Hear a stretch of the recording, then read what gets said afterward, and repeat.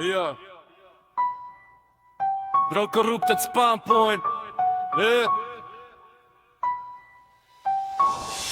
Spawn point sa načíta, hneď je vidno, že niečo nesedí. Svet Minecraftu sa okolo teba generuje pomaly chunk po chunky, ale ty tam stojíš ako hráč, ktorý do toho sveta úplne nezapadá.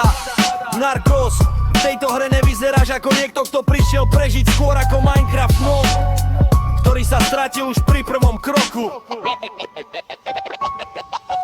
Okolo teba sa objavia stromy, tráva, voda, ale všetko pôsobí ako by si to videl prvýkrát v živote. Základné veci, ktoré iní hráči robia automaticky, pre teba vyzerajú ako glitch mechaniky. A server to vie, že survival pre teba nie je prirodzený mód, ale test, ktorý nikdy neprechádzaš.